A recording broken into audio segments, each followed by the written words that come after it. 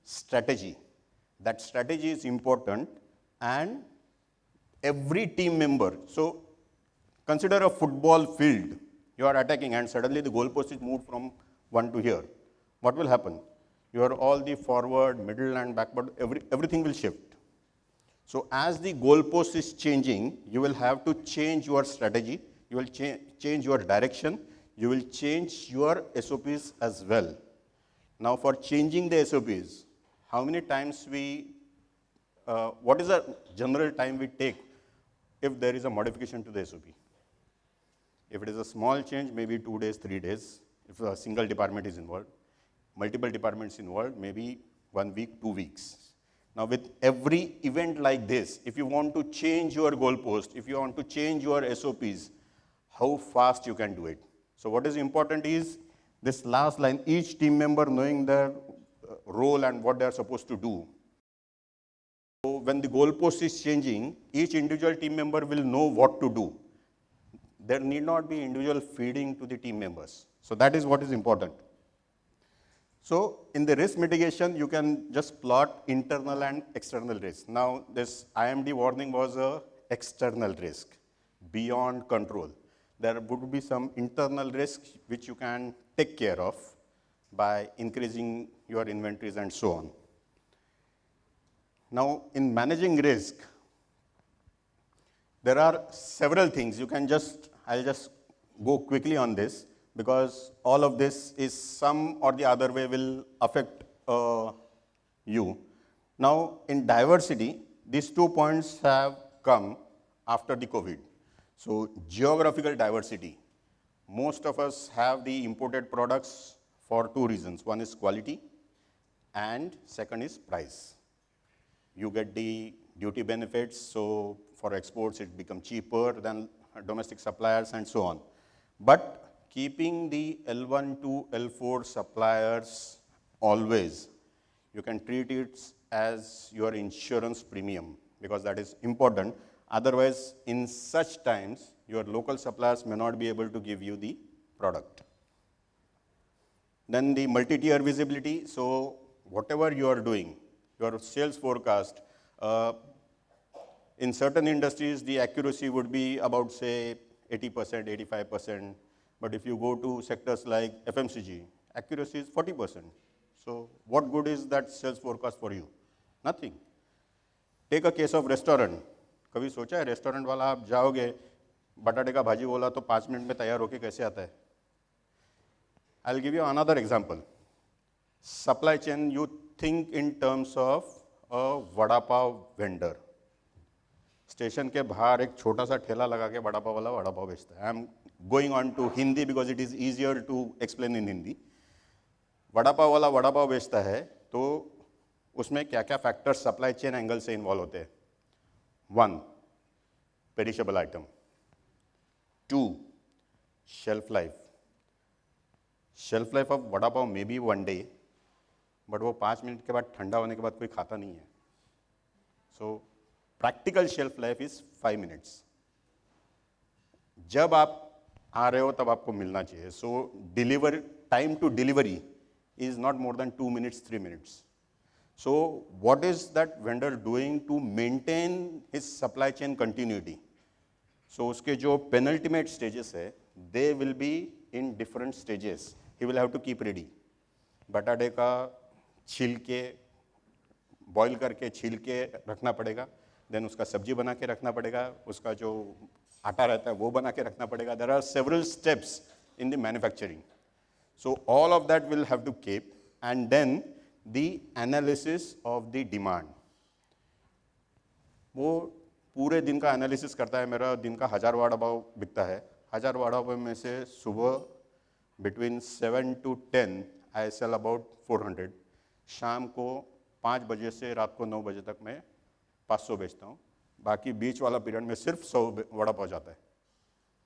So that is the time-wise analysis. We are talking about GIT. We are talking about risk. We are talking about demand fluctuation and sales forecast accuracy. Look at it from a vada pav wala's angle. क्या करेगा वो बंदा, कैसा धंधा करेगा? और उसमें margin बहुत रहता है.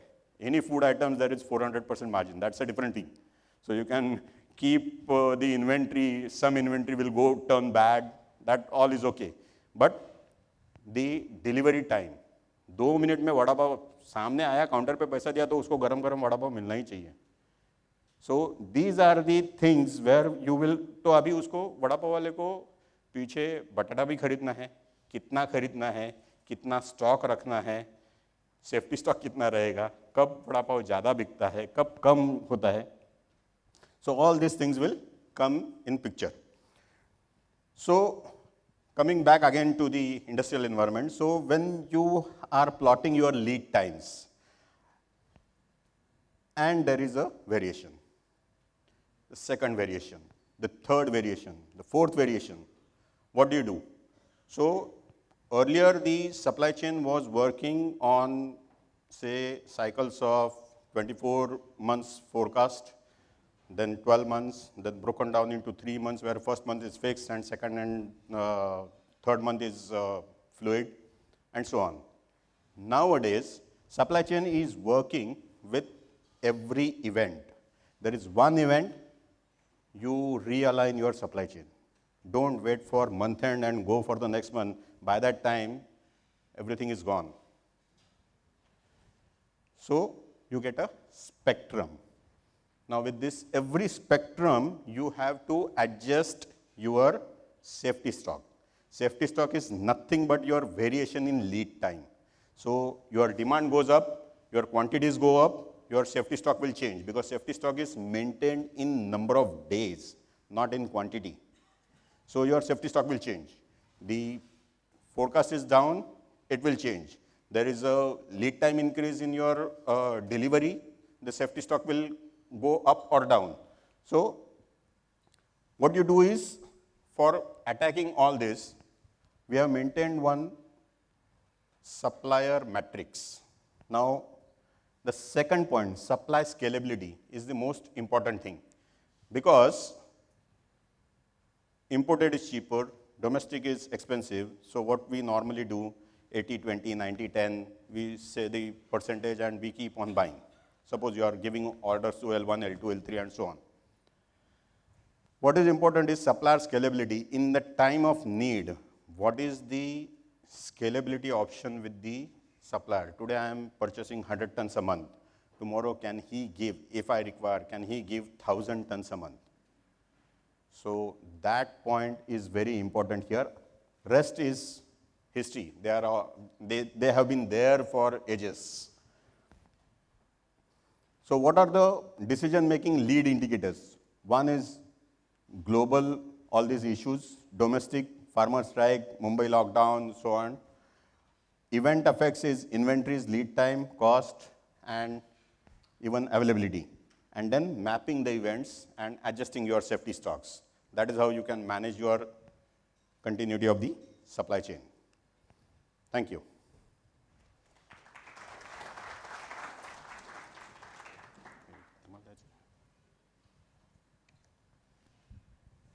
Do we have any questions? You gave an example of L4 to L1. You said that you should divide, not keep everything in one basket, to be precise, not to keep all eggs in one basket. When you have a volumes to play, the L4 person may not be satisfied with the volumes that has been given to him, or we may use him at the time of need. And if we distribute our volume between L1 to L4, there are chances that our profit, we may have to pay higher price for that because the volume is distributed. So how that thing you can justify? So when I was explaining this part, I said that when you are giving the orders from L1 to L4, you need to consider it as your insurance premium. It's the cost you are deliberately, knowingly incurring, which will help you in time of need. And you have to be very clear to all of your suppliers that you have to have a very clear dialogue with the L4 that you are already L4. I'm not going to give you more volume, but I'm giving you more price today because in times of need, you have the scalability, and when I need, even by paying you more, I can take more quantity. My plant will not go down. That is the insurance premium we are paying. But what is the benchmark for that? How much should we stretch ourselves? It's up to organization to organization. It's your call because you can decide on your own depending upon the each supplier's capabilities and reliability. If suppliers are very much reliable, you can straight away go on L1 and L2. Don't give anything to L3, L4. Provided L2 also has the scalability. Your L1 order book is not full.